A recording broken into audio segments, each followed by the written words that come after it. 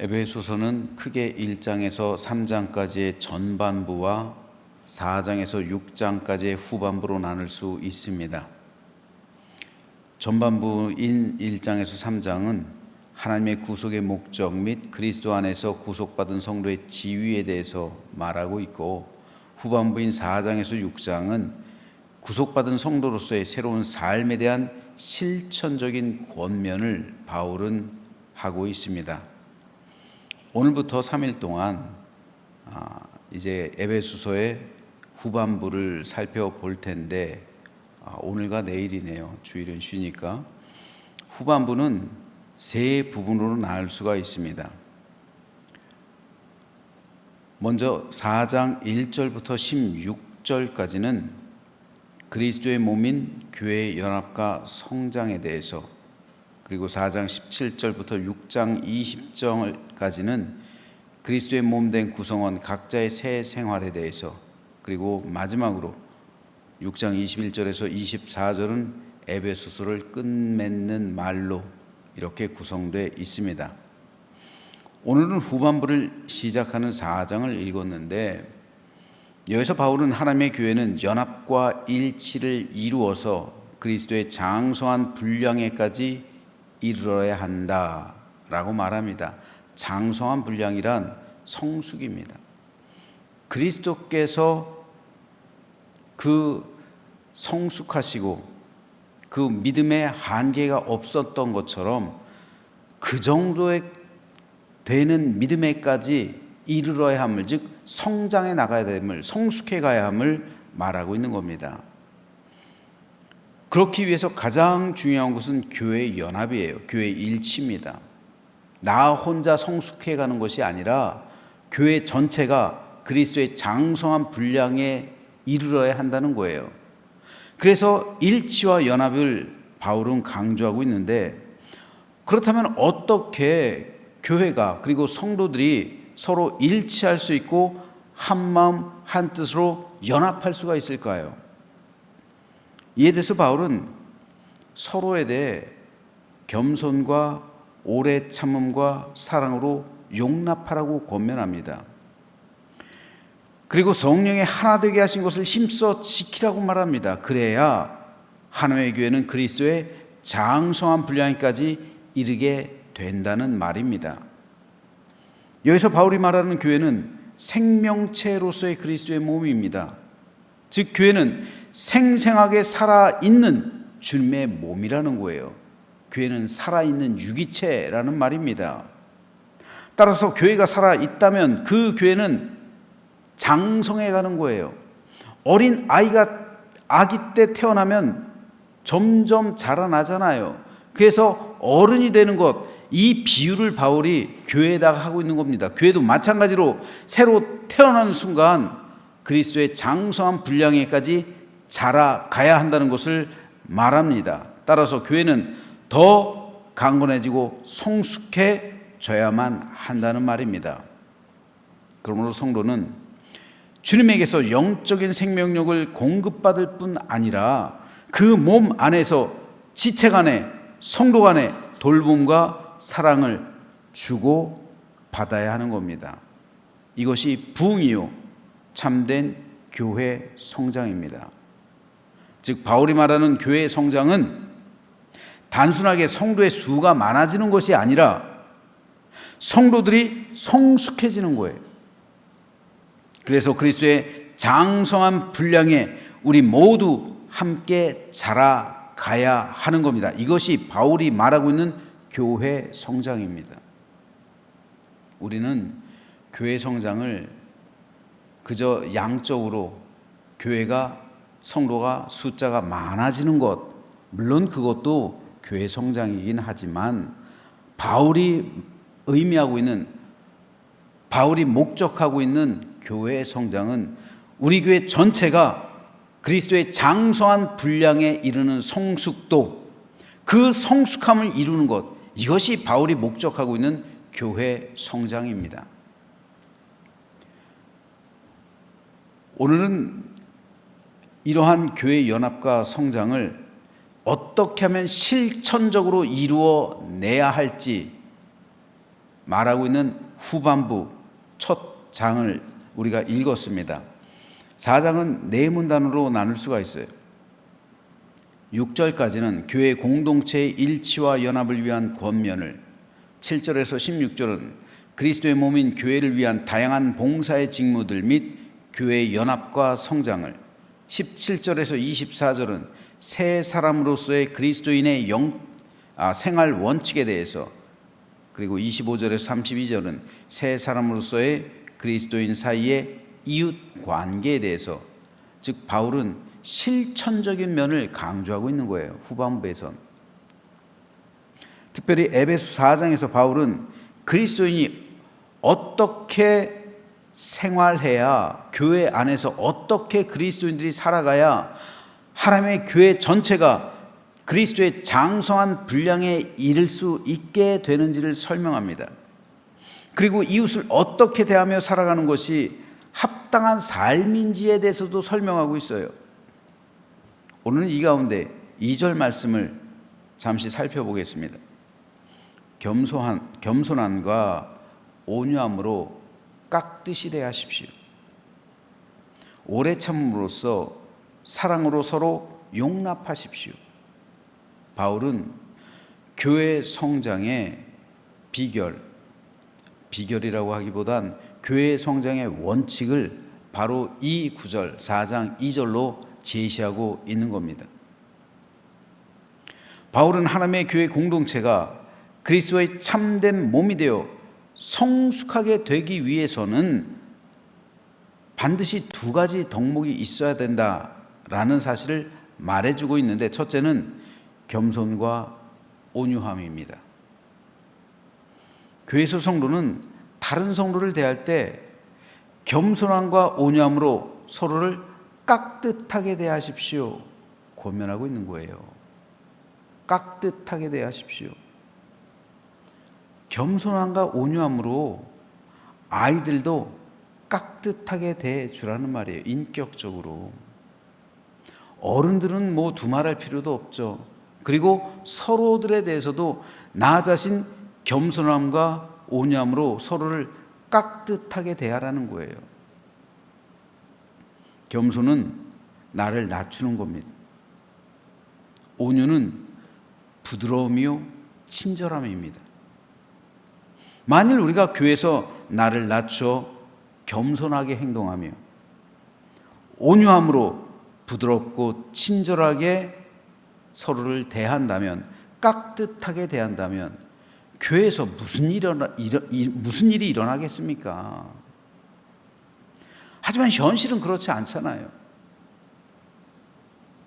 겸손함과 온유함을 잃어버리면 서로가 서로에 대해서 깍듯하지가 않은 거예요. 그렇죠? 겸손함과 온유함이 없으면 서로를 깍듯하게 대하는 게 아니라 함부로 대하는 겁니다. 겸손의 반대는 뭐예요? 교만이잖아요. 온유의 반대는 뭡니까? 포악한 거잖아요. 그렇잖아요. 서로를 교만하고 포악하게 대하면 교회는 싸움터가 되는 거예요. 어떻게 깍듯하게 돼요? 낮춰보게 되는 거죠. 그러므로 겸손함과 온유함은 모든 성도가 교회 내에서 가져야 할 첫 번째 덕목입니다. 그래서 어거스틴은 성도된 덕목이 뭡니까? 라는 질문에 대해서 첫째도 겸손이요, 둘째도 겸손이요, 셋째도 겸손이다, 이렇게 말한 거예요.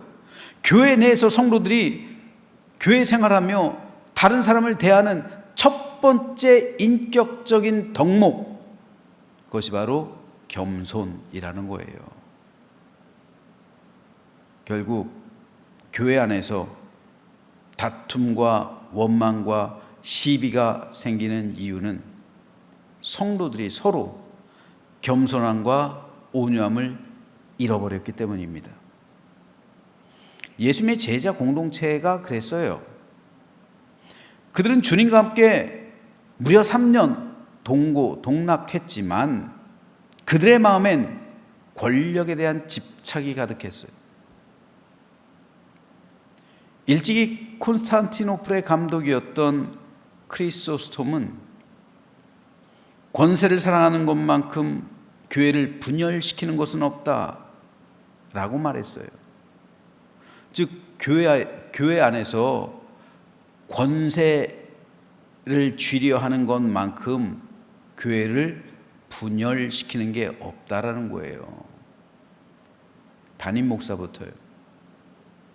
그리고 모든 성도에 이르기까지 교권을 가져서는 안 된다는 말입니다. 교권이라는 게 뭡니까? 자기 아래 두려는 욕망 아니에요. 성도를 자기 아래 두려는 욕망, 이게 교권 아닙니까? 다시 말해서 다른 말로 말하면 교만이란 말입니다. 교회에서 성도들이 서로 교만하면 그 교회만큼 무너지기 쉬운 교회가 없는 거예요. 제자들이 비록 예수님과 함께 생활하며 예수님의 입에서 나오는 말씀을 3년 동안이나 들었죠. 예수님이 살아가는 삶의 모습을 3년 동안 지켜봤어요. 하지만 그들 마음에 권력에 대한 욕심이 가득 차 있었을 때 예수님의 삶과 예수님의 삶의 모습과 예수님의 입에서 나오는 말씀은 그들의 삶에 영향을 미치지 못해요. 그들에겐 겸손과 온유가 없었습니다. 그래서 서로 다툰 거예요. 예수님이 십자가 지기 바로 전까지만 해도, 예루살렘에 들어가기 전까지만 해도 그들은 서로 싸운 겁니다. 권력이란 다름 아닌 내가 높아지려는 욕망입니다. 나 홀로 특별한 존재가 되려는 욕심이에요. 내가 다른 성도 위에 있다고 생각하는 교만입니다. 그렇다면 이 공동체는 그런 마음으로 채워져 있다면 아무리 제자 공동체라 할지라도 다툼과 분열이 생길 수밖에 없는 겁니다. 하지만 예수님은 그런 제자들 향해 이렇게 말씀하십니다. 나는 마음이 온유하고 겸손하니 너 내 멍에를 메고 나한테 배워라. 그리하면 너희는 마음의 쉼을 얻을 것이다. 결국 우리가 쉼을 얻지 못하는 이유는, 교회에서 평강을 누리지 못하는 이유는 예수님의 이 마음을 배우지 못했기 때문에 그래요.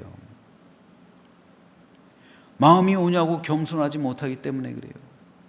그 마음이 겸손한 마음, 온유한 마음으로 채워져 있지 않기 때문에 그 멍에를 매지 않고 있는 거예요. 예수님의 마음을 그러니까 모르는 거예요. 배우지 못하고 있는 거예요. 그러니까 교회에서 서로 분란이 있는 겁니다.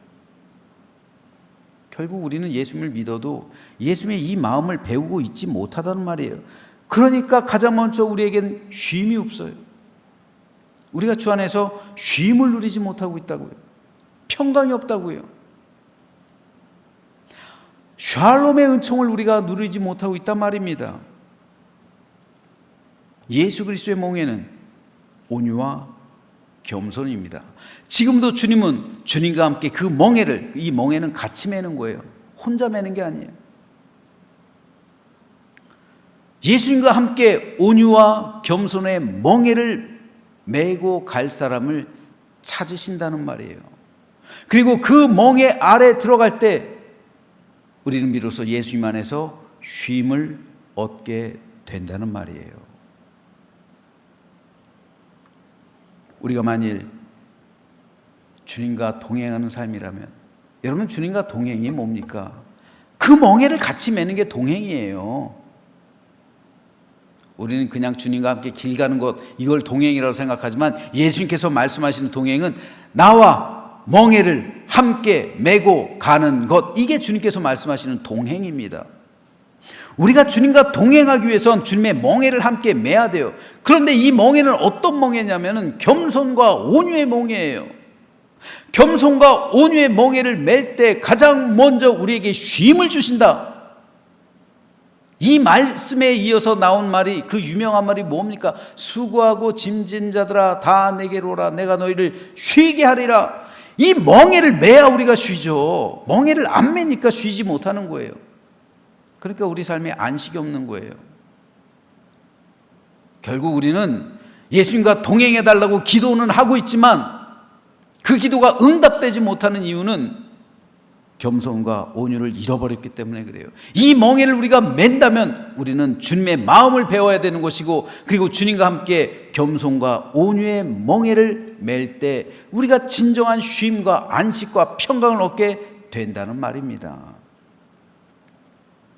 따라서 교회 성도들은 모두 예수님과 함께 온유와 겸손이라는 멍에를 맨 존재들이에요.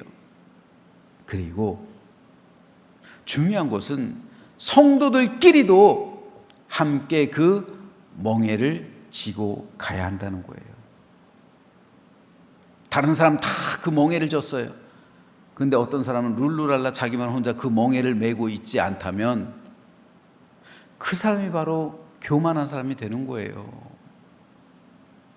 그 사람이 바로 높아지려는 사람이 되는 거예요.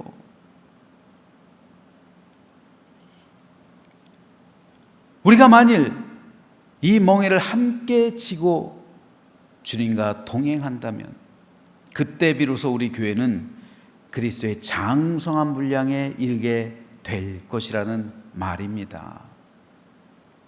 바울이 강조하고 있는 것이 이거예요.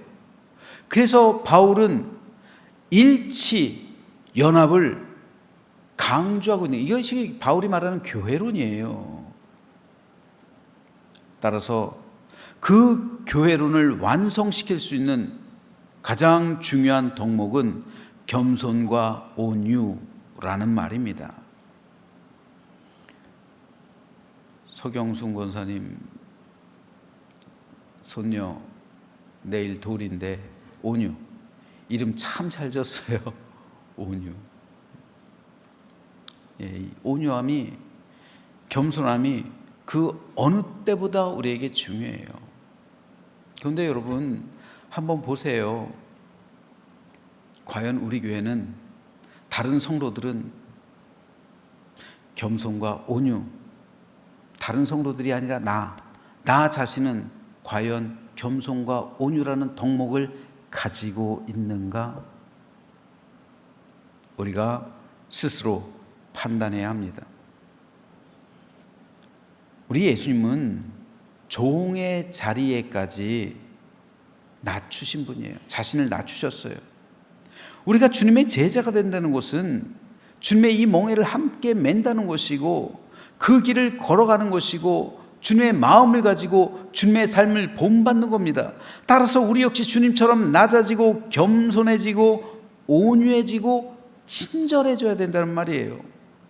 그럴 때 우리 교회가 사랑으로 하나 될 수 있는 겁니다. 그럴 때 우리 교회는 그리스도의 장성한 분량에 이르기까지 성장하게 되는 겁니다. 저는 저와 여러분 모두가 겸손과 온유함으로 성도를 서로 대하며 성숙해지기를 주님의 이름으로 축복합니다. 다음으로 바울이 하나님의 공동체가 그리스도의 참된 몸이 되어 성숙하게 되기 위해서 제시하고 있는 두 번째 덕목은 오래 참음으로써 사랑으로 서로 용납하라는 거예요. 여기서 용납하라라는 말에 해당하는 헬라어 원어는 아네코메노인데, 이 말은 다른 사람을 있는 그대로 받아들이고 이해하는 관대함을 의미하는 거예요. 즉 있는 그대로 보라는 거예요. 다른 사람을. 하나님께서 모든 사람을 다르게 만드셨어요. 그러므로 그가 나와 다르다고 해서 그를 고치려 하지 말라는 겁니다. 내 개성이 있는데, 다른 사람 개성이 있는데 왜 그 개성들을 고치려 하세요? 개성은 다양한 거예요. 이건 하나님께서 주신 겁니다. 달란트가 다양한 것처럼 개성 또한 다양한 거예요. 우리는 죄악에 대해서는 분명히 꾸짖어야 하지만 다양함에 대해서는 용납해야 돼요. 그런데 자꾸 자기 마음에, 자기 눈에 거슬린다고 해서 지적을 하고 있으니까, 비난을 하고 있으니까 서로 다툼이 되고 원망이 되고 시비가 붙어서 싸우는 거예요. 그러므로 바울은 나와 다를 때는 오래 참으라고 말하는 겁니다. 내 생각과 달라도 틀린 것이 아니라면 참으라는 거예요. 사람들이 각자 가지고 있는 생각이 있고 살아온 삶의 환경 다르고 신념과 가치관이 다르기 때문에 바울은 서로 오래 참음으로 용납하여 줌으로 궁극적으로 하나가 되라고 권면하는 겁니다. 그런데 여기서 바울은 사랑으로 서로 용납하라고 말하고 있어요. 여기서 바울이 사용하고 있는 이 사랑이란 말은 놀랍게도 아가페예요. 아가페의 사랑과 반대되는 사랑이 에로스죠. 에로스 사랑은 하나를 얻기 위해 하나를 버리는 사랑이에요. 그리스 신화에서 프로메테우스가 인간을 사랑하기 위해서 제우스를 배신하죠. 이게 에로스의 사랑이에요. 인간을 사랑하기 위해서 제우스를 증오해야만 돼요. 호세아 선지자의 아내였던 고멜이 다른 남자를 사랑하기 위해서 호세아를 증오하죠. 호세아를 배신해요. 이게 에로스입니다. 에로스의 사랑은 누군가를 사랑하기 위해 또 다른 누군가를 증오하는 사랑이에요. 누군가를 버리는 사랑입니다. 반면에 아가페의 사랑은 모든 일을 사랑하는 사랑이에요. 예수님께서 네 원수를 사랑하라 말씀하신 것은 아가페의 사랑이에요. 에로스의 사랑은 내가 누군가를 사랑하기 위해선 누군가를 버려야 돼요. 누군가를 소외시켜야 되고 어쩌면 누군가를 증오해야 될 때가 있어요. 하지만 하나님께서는 호세아에게 아가페의 사랑을 가르치세요. 호세아는 아내를 이제까지 에로스의 사랑으로 사랑했죠. 그러니까 자기를 버린 아내를 증오하는 거예요. 그럴 수밖에 없죠. 에로스의 사랑이니까. 그 아내를 사랑하기 위해선 다른 남자에게로 간 그 아내를 증오할 수밖에 없는 거예요. 하지만 하나님은 호세아에게 아가페의 사랑을 가르치세요. 호세아는 아내를 에로스의 사랑으로 이제까지 사랑했는데 아가페의 사랑으로 변환할 것을 하나님은 호세아에게 가르치시는 거예요. 이를 통해 하나님의 사랑을 우리에게 보여주시는 겁니다. 우리도 한때는 하나님의 원수였잖아요. 그러나 아가페의 그 사랑이 우리를 구원했습니다. 따라서 성도는 서로를 아가페의 사랑으로 용납해주고 오래 참으라고 바울은 권면하고 있는 겁니다. 그럴 때 하나님의 교회는 성장해 가는 것이고 교회는 성령 안에서 평안에 매는 줄로 하나가 되는 겁니다.